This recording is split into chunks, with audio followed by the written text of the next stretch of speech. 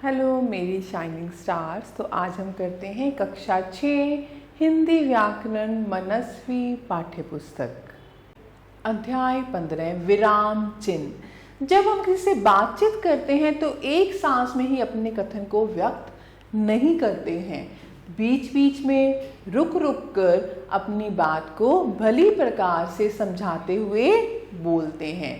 इसी प्रकार जब हम अपनी बात लिखकर प्रकट करते हैं तो विभिन्न प्रकार के भावों, स्थितियों तथा उतार चढ़ाव को व्यक्त करने के लिए कुछ चिन्हों का प्रयोग करते हैं, जिन्हें हम क्या कहते हैं?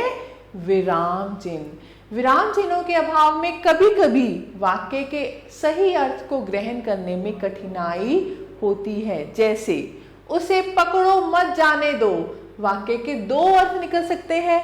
पहला है उसे पकड़ो मत जाने दो और दूसरा है उसे पकड़ो मत जाने दो।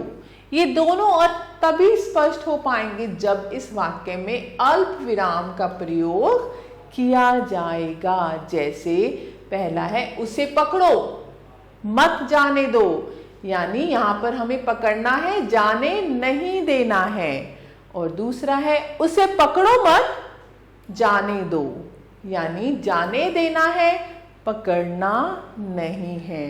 तो वाक्य एक ही है, लेकिन उन दोनों के अर्थ बिना विराम चिन्ह के अलग अलग आएंगे। इसलिए हमें इन चिन्हों को प्रयोग में लाना है। तो हम करते हैं हिंदी के प्रमुख विराम चिन्ह कौन कौन से हैं। हिंदी में प्रचलित विराम चिन्ह निम्नलिखित हैं। पहला है पूर्ण विराम, दूसरा है अपूर्ण विराम, दो बिंदी, अल्प विराम, अर्ध विराम, बिंदी और नीचे ऐसे। प्रश्नवाचक चिन्ह, विस्मयादि सूचक एवं संबोधन चिन्ह, निर्देशक चिन्ह, विस्तार चिन्ह, बिंदी बिंदी बिंदी, विवरण चिन्ह ऐसे, उद्धरण चिन्ह ऐसे आप लिख सकते हैं, योजक चिन्ह, कोष्ठक जिन्हें आप ब्रैकेट बोलते हैं, कोष्ठक ऐसे ऐसे, लाघव चिन्ह एक छोटा सा गोला, हंस पद ऐसे। तो बच्चों अब इनके बारे में हम करते हैं। पहला है पूर्ण विराम। प्रश्न सूचक वाक्यों को छोड़कर सभी प्रकार के वाक्यों के समाप्त होने पर पूर्ण विराम का प्रयोग किया जाता है। इसका चिन्ह ये है। जैसे हम 4 भाई बहन हैं। ख भारत की राजधानी नई दिल्ली है। यहाँ पर हमारा वाक्य पूर्ण हो गया है, समाप्त हो गया है, तो हम यहाँ पर लगाएंगे पूर्ण विराम। दूसरा है अपूर्ण विराम। इस चिन्ह का प्रयोग निर्देशक चिन्ह की भांति होता है, प्राय शीर्षकों में इसका प्रयोग किया जाता है। इसका चिन्ह ये है। जैसे क प्रेमचंद एक उपन्यासकार, ख निराला एक अध्ययन। तीसरा है अल्प विराम।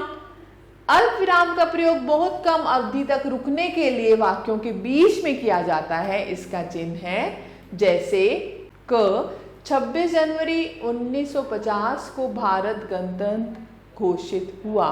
ख दिल्ली अल्प विराम, मुंबई अल्प विराम, कोलकाता और चेन्नई भारत के 4 प्रमुख महानगर हैं।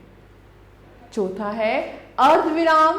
पूर्ण विराम से आधे समय रुकने के लिए अर्धविराम का प्रयोग किया जाता है। इसका चिन्ह है जैसे मुझे बाजार से दाल और चावल, फल और सब्जियां, किताबें और कॉपियां खरीदनी हैं। ख शिक्षा मनुष्य को साक्षर बनाती है, चरित्र का निर्माण करती है, नैतिकता का विकास करती है। तो हम यहाँ पर अर्धविराम लगा रहे हैं, यहाँ पर अर्धविराम। पांचवा है प्रश्नवाचक चिन्ह। इस चिन्ह का प्रयोग प्रश्नवाचक वाक्यों के अंत में किया जाता है। इसका चिन्ह है ये, जैसे यह शीशा किसने तोड़ा। यहाँ पर हम प्रश्न कर रहे हैं, तो यहाँ पर प्रश्नवाचक चिन्ह। तुम्हारा नाम क्या है। छठा है विस्मय आदि सूचक चिन्ह।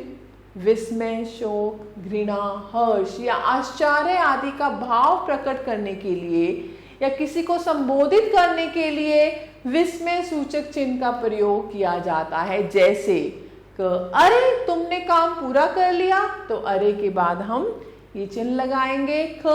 अनुज इधर आओ, हम यहाँ पर अनुज को बुला रहे हैं, तो अनुज के बाद हम इस चिन्ह का प्रयोग करेंगे। सातवां है निर्देशक चिन्ह। किसी के बोले हुए वाक्यों को लिखने के पूर्व कहना, बोलना, बताना आदि क्रियाओं के बाद तथा निर्देश देने वाले वाक्यों के बाद निर्देशक चिन्ह का प्रयोग किया जाता है। जैसे अर्जुन ने कहा गुरुजी को, अर्जुन गुरुजी मुझे सिर्फ मछली की आंख दिखाई देती है। खड़ग सिंह ने बाबा जी को कहा, खड़ग सिंह, फिर हम यहाँ पर चिन्ह लगा देंगे। खड़ग सिंह, बाबा इस घोड़े को अब तुम्हें नहीं लौटाऊंगा। आठवां है विस्तार चिन्ह। जब पहले की गई विस्तृत बात या प्रसिद्ध बात को कहना हो तो इसका चिन्ह लगाया जाता है, जिसे पढ़ने वाला स्वतः पहचान जाता है। इसका चिन्ह है ऐसे, जैसे एक कविता की टेक, मेरे देश की धरती। नौवां है विवरण चिन्ह। वाक्यांशों के विषय में सूचना या निर्देश आदि देने के लिए विवरण चिन्ह का प्रयोग किया जाता है। दूसरे शब्दों में कह सकते हैं कि किसी बात का उदाहरण या विवरण अगली पंक्ति में देते समय भी विवरण चिन्ह का प्रयोग किया जाता है। इसका चिन्ह ये है, जैसे साहित्य चिन्ह लगाएंगे, मानवता का दर्पण और दीपक। सांप्रदायिकता चिन्ह, राष्ट्रीय एकता के लिए भयंकर खतरा। 10वां है उद्धरण चिन्ह। ये चिन्ह है, इसे अवतरण चिन्ह भी कहा जाता है। उद्धरण चिन्ह दो प्रकार के होते हैं, इकहरा अवतरण चिन्ह, दोहरा अवतरण चिन्ह। इकहरा अवतरण चिन्ह में हम ऐसे लगाते हैं, इस चिन्ह का प्रयोग कवि या लेखक के उपनाम में, पुस्तकों, समाचार पत्रों, पत्रिकाओं के नाम में, सूक्तियों या कहावतों में किया जाता है। जैसे वेद व्यास ने महाभारत की रचना की, भगवान के घर देर है अंधेर नहीं। दूसरा है दोहरा अवतरण चिन्ह। ये चिन्ह हम लगाते हैं, इस चिन्ह का प्रयोग किसी के कहे हुए कथनों को ज्यों का त्यों रखने के लिए किया जाता है। जैसे गांधी जी ने कहा सत्य ही ईश्वर है। सुभाष चंद्र बोस जी ने कहा तुम मुझे खून दो मैं तुम्हें आजादी दूंगा। 11वां है योजक चिन्ह। इसका प्रयोग दो शब्दों में संबंध प्रकट करने के लिए और युगम शब्दों के मध्य किया जाता है। जैसे सुख दुख, भूखा प्यासा, सुख दुख के बीच में भूखा प्यासा, स्त्री पुरुष, माता पिता, तन मन, देश विदेश आदि। 12वां है कोष्ठक चिन्ह। कोष्ठक का प्रयोग अनेक स्थितियों में किया जाता है, जैसे क्रम सूचक अंकों व अक्षरों में। जैसे प्रश्न संख्या 1 क ग, प्रश्न संख्या 2 ख घ और 3 अड़ च का उत्तर दो। अर्थ स्पष्ट करने के लिए जैसे क निरंतर कोष्ठक लगातार अध्ययन करो। ख राष्ट्रपिता गांधी जी का सभी सम्मान करते हैं। 13वां है लाघव चिन्ह। शब्दों को संक्षिप्त रूप में लिखने के लिए लाघव चिन्ह का प्रयोग किया जाता है। जैसे डॉक्टर, तो डा के साथ हम ये लगा देंगे एक छोटा सा, आप कह सकते हैं गोला, और ख पंडित, ऐसे लिखेंगे पंडित। प्रोफेसर ऐसे लिखेंगे, कृपया पृष्ठ उल्टिए, क्री प्री उ। और अगला है हमारे पास हंस पद। लिखते समय जब कोई शब्द या शब्दांश छूट जाता है तो यह चिन्ह लगाकर लिख दिया जाता है। जैसे दूसरों का हित करने वाले महापुरुष रह गया था, तो महापुरुष के लिए हमने ये चिन्ह लगाया, ऊपर लिख दिया महापुरुष। दूसरों का हित करने वाले महापुरुष कहलाते हैं। ख, वह विशाल घर है। यहाँ पे हमें का लगाना था, तो वह विशाल का घर है। चलो अब हम दोहराते हैं। विराम का अर्थ है रुकना, ठहरना या विश्राम। वाक्य के बीच बीच में तथा अंत में विराम को प्रकट करने के लिए निर्धारित चिन्हों को विराम चिन्ह कहते हैं।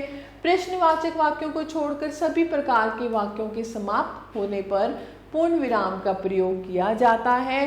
प्रश्नवाचक चिन्ह का प्रयोग प्रश्न सूचक वाक्य के अंत में किया जाता है। अब आपकी बारी। प्रश्न 1, निम्नलिखित प्रश्नों के उत्तर दीजिए।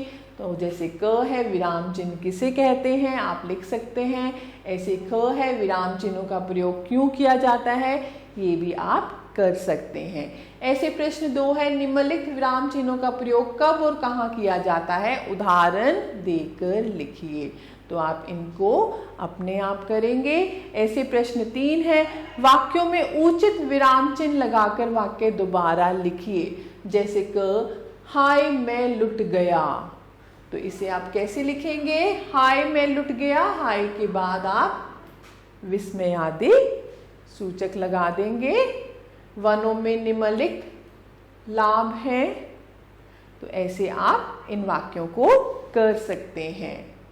गतिविधि, अपनी हिंदी की पाठ्य पुस्तक के किसी पाठ से कोई अनुच्छेद लेकर उसे बिना विराम चिन्हों के लिखिए।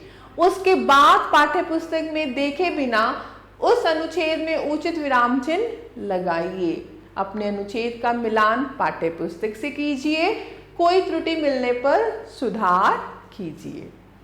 तो प्यारे बच्चों, आप सभी का तहे दिल से बहुत बहुत धन्यवाद। मैं आशा करती हूँ आपको ये सब अच्छे से समझ आया होगा और आप हमेशा खुश रहिए, स्वस्थ रहिए।